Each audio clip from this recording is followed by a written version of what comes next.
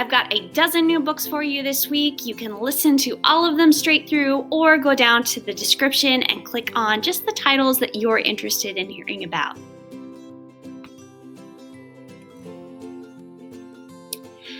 Wilderness was selected as our Oakcrest Book Club February read, and I'm super excited about it. It's been compared to the Mysterious Benedict Society, and it sounds a little bit Narnia-ish. But this one's all about Prue, and when she's babysitting her little baby brother one day in a park in her hometown of Portland, Oregon, a whole swarm of crows comes over and lifts the tiny little baby off and into this forest. And she races after them, and she knows that this is a place that everyone in her hometown knows not to go. It's off limits.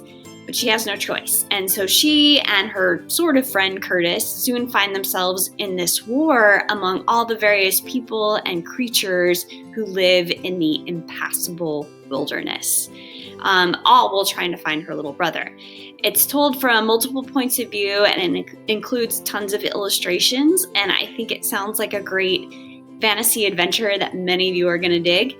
So check it out and join us the first week of March for our book club discussion. This is the latest from the author of the super popular Side and Dry and Unwind series. Ash is your typical all-American high school football player. He likes his friends, he likes burgers, and of course, he likes football. And during one game, he gets knocked out and has a pretty bad concussion. He doesn't really think too much of it at first. I mean, it's football after all.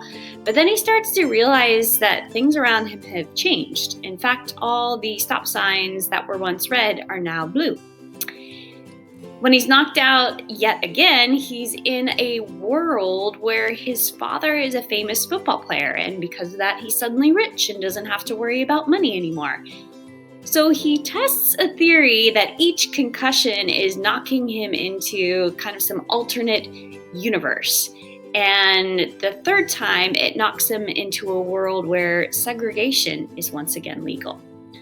So each time he gets a concussion, he jumps into a world where he's able to gain this new perspective on some sort of major inequity. And we're wondering how, after learning all he does, he's going to try to tackle them.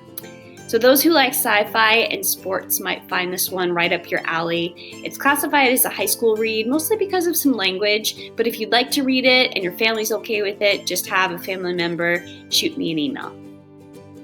This follows the Civil War and the death of our beloved Captain America. Tony Stark is now the head of S.H.I.E.L.D., and Bucky the Winter Soldier is forced to finally choose a side, and he set his sights on claiming Captain America's shield. This is an essential for the Marvel fans. This is the final book in the UNWANTEDS Quest series, which has been called a mix of Harry Potter and the Hunger Games. It focuses largely on Pfeiffer and Thisbe, who are the younger twin sisters of Alex and Aaron, the heroes of the UNWANTED series. We pick up where the last book left off, and Thisbe's failure to kill the Revenar has left everyone wondering if they can trust her as they prepare the Seven Islands for one final battle against their enemy, which will decide the fate of the Land of Dragons once and for all. This is another sweet rom-com with a dash of how to handle your family's expectations of you. So everyone thinks that Liza is perfect. She's smart, she's kind, she's cute, she's a senior in high school who never backs down from a challenge. Everyone, that is, except her mother, who constantly reminds her of how she falls short of her sister's very impressive resume. So, trying to get on her mother's good side, she agrees to help her out with her baking shop's annual cooking competition. When she gets there, though, she realizes that all the contestants have been summoned by her mother to be matched with her. It's like the worst bachelorette ever. Liza is furious, even more so when she realizes she might actually be falling for one of them.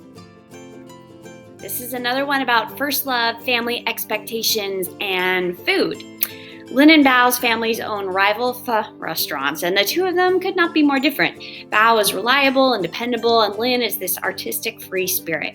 The two have never really met until one day they're paired up to write an article for their school paper on great restaurants that would make great dating spots. Can you guess where this is going? It's cute and it's sweet and it is thoughtful with some really cute and fun side characters as well. This is a great one for sci-fi fans. It's been compared to the Broken Earth trilogy. In this story, it's around 2040 and a massive fly flu has devastated the Earth. And 18-year-old Nico and her dog are in search of this portal that her father once told her about, one that could transport her to another, safer world. So along the way, they meet some other survivors and they all try to find not only the portal, but meaning in this world that is just nothing like the one that they used to know. It's haunting and it's interesting and it will definitely make you think. Gabrielle lives in Haiti with her amazing family until one day they find an opportunity for her to live with her aunt for a while in New York City, where they're hoping to join her someday soon. She's super excited, but when she gets there, people are really mean and they make fun of her accent and she just wasn't expecting it. She's trying so hard just to fit in and be American, which is a big question in itself. What does it mean to be American? To Gabrielle, it means speaking perfect English. So when a witch encounters her and offers her the chance to do just that, she takes her up on it right away. It's great at first and she starts to fit in and find some friends, but then she realizes what she's lost in doing that. And together with a couple of those new friends, they take on the witch in an epic battle to reverse the spell. Gabrielle is really funny and likable, and I think those of you who like books like Front Desk might also really like her story.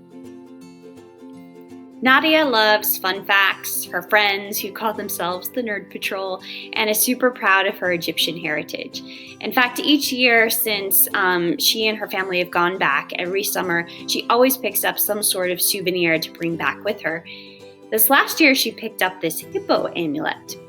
What she comes to learn is that trapped inside of it is an ancient Egyptian teacher named Titi.